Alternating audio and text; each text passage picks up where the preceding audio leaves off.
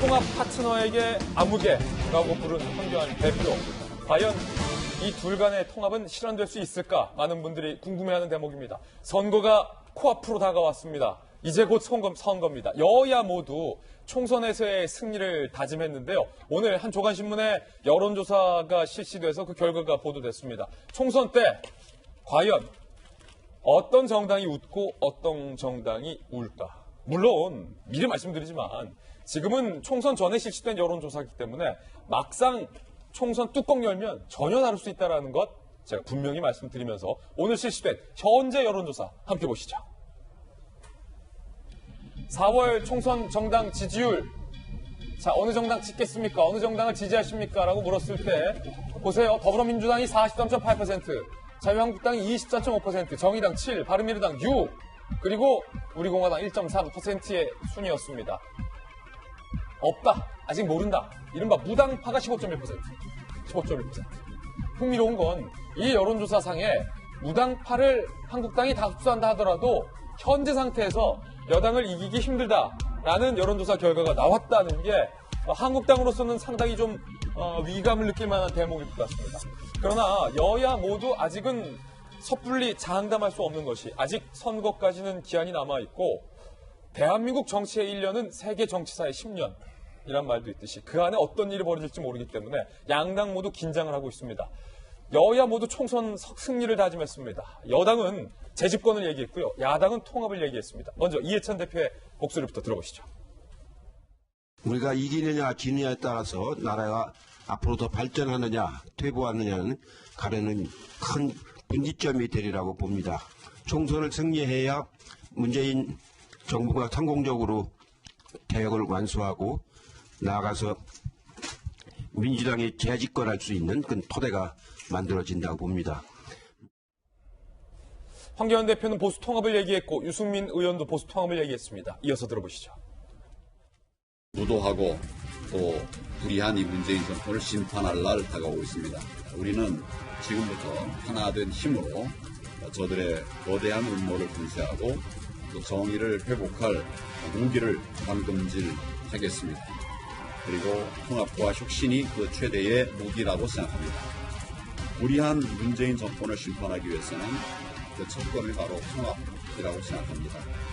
통합이 정의고 분열은 불입니다.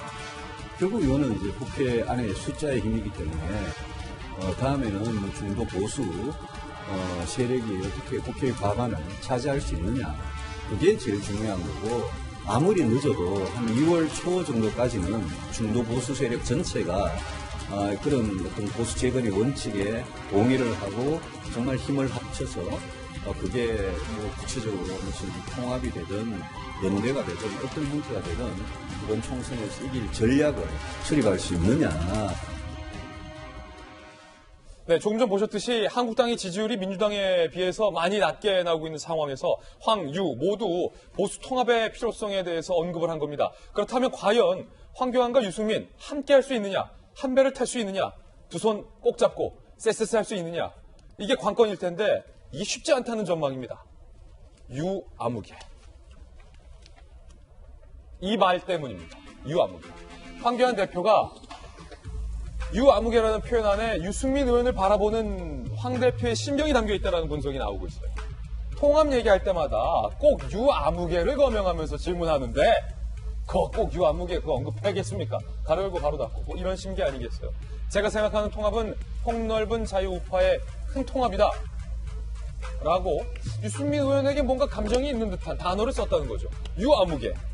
그런가 하면 유승민 의원이 황교안 대표를 바라보는 시각도 좋지 않습니다. 한국당이 지금까지 보여준 모습으로는 보수재건 어렵다. 한국당이랑 손 안 잡겠다. 라고 지금 거듭 말하고 있거든요. 본인은 지금 대구 출마하잖아요. 보수재건은 이렇게 하는 것이다 라는 것을 보여줄 것이다. 둘 다 보수 통합을 얘기했지만 양쪽 간의 감정은 별로 좋지 않다라는 것을 느낄 수가 있는 대목입니다.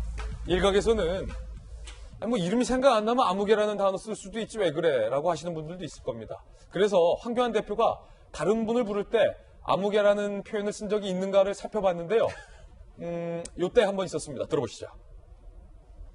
지 멋대로 법도 어기고 국회법도 망가뜨리고 문화무게가 제 멋대로 하는 거 다 보셨죠?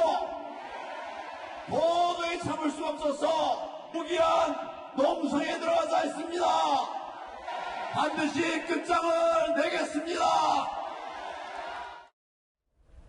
김병민 박사님, 지금 네. 보니까 반드시 끝장을 내겠다는 상대한테 문아무개라는 표현을 썼어요. 문희상 의장을 향해서. 네. 그 아무개가 지금 유아무개가 됐어요. 유승민 의원. 왜 이 두 사람 사이에, 네. 황교안 대표와 유승민 대표 두 사람 사이에 무슨 일이 있었어요?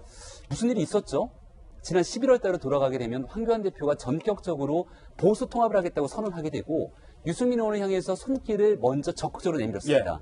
그리고 난 다음에 유승민 의원의 돌아오는 대답은 세 가지 조건을 제시했죠. 탄핵의 강을 건너자, 새 집을 짓자, 혁신하자 등에 대한 얘기를 하니까 황교안 대표가 좋다, 열려있다, 같이 하자라고 했는데 그리고 나서 진정성을 믿을 수 없다라고 갑자기 등을 돌립니다. 네. 그러니 황교안 대표 입장에서는 한국당 내에서 유승민 의원에 대한 비토 여론들이 적지가 않습니다.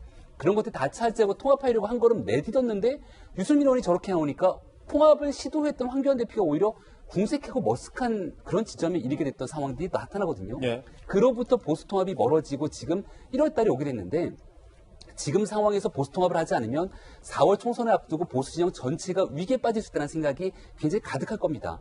하지만 지금 같은 상황에서 다시 유승민 의원을 향해서만 그런 구애의 손길을 내밀게 된다면 오히려 진영 내에서의 갈등들을 봉합하기 어렵다라고 하는 전략적 생각을 했을 것이고요. 저는 아무개 표현보다 훨씬 더 강하게 바라봐야 되는 건 보수 통합은 유승민 의원 개인과의 통합이 아니라는 겁니다. 지금 절대적으로 바깥에 있는 사람들 중에 우리가 잠깐 좀 잊고 있었던 제주도에 있는 무소속 원희룡 지사, 사실은 과거에 보수정의 대권주자로 불렸던 인물이거든요. 이런 원희룡 지사도 끌어당기고 바깥에서 보수진영의 책사로 활동했던 박형준 교수 같은 인물들도 있을 것이고 굉장히 보수를 상징하는 많은 사람들이 있습니다. 그들과 함께 손을 잡고서는 뭉치는 것이 보수통합의 핵심이다. 이런 얘기를 하고 싶었던 것 같은데요. 다만 황교안 대표와 한국당을 향한 비판의 메시지가 이르는 지점은 유승민 의원이랑 손을 잡지 않을 거면 그러면 그 많은 사람들과 통합할 수 있는 수많은 기회가 있었고 한국당 내에도 보수 통합이 아니라 혁신할 수 있는 여러 상징적인 인물들이 있는데 그 사람들 다 어디 갔느냐.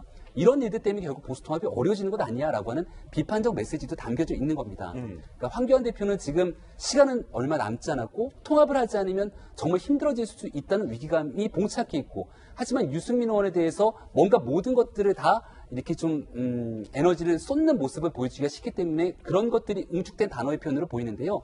결과적으로 얘기하면 유승민 의원의 말도 그렇고 황교안 대표의 말도 그렇고 서로가 통합을 하지 않으면 큰일 난다라고 하는 대전제를 동의하고 있기 때문에 이제는 제발 좀 국민들의 마음을 흡족하게 하기 위한 보수 통합에 한 걸음 진전하기 위한 노력들이 절실히 요구되는 그런 시점인 것 같습니다. 유아무개, 문희상 의장을 향해서 문아무개, 똑같은 표현을 썼다는 거죠. 두 사람이 과연 손을 잡을 수 있을까에 대해서 많은 분들이 의문을 제기하고 있는 이유이기도 합니다. 그런가 하면 조홍천 의원님, 한국당 당내에서 이런 얘기가 나오더라고요. 황교안 대표의 리더십 체제에 대해서 지금 특히 선거법 국면에서 그리고 공수처법 야당이 뭐 하나 제지하지 못했다. 황교안 대표와 원내지도부의 리더십이 입증된 거다. 한기가 이제는 물러나야 하지 않느냐. 당 안팎에서 이런 요구도 있더라고요. 예, 실제로 뭐 친한 의원들 개별적으로 보면 그런 생각들을 좀 하고 계시는 분들이 꽤 계시는 것 같습니다. 얼굴을 바꿔야 된다. 뭐 이런 얘기죠. 지금 이 체제로 과연 치를 수 있겠느냐라는 그런 말씀들을 많이 하는데 제가 뭐 다른 당 내부 사정에 대해 가지고 뭐 깊숙이 말씀드린 거는 정치 도의상 맞지 않는 것 같고요. 네. 다만 이 패스트트랙 국면에서 두 번의 선거법 또 공수처법 가지고 큰 격돌이 있지 않았습니까?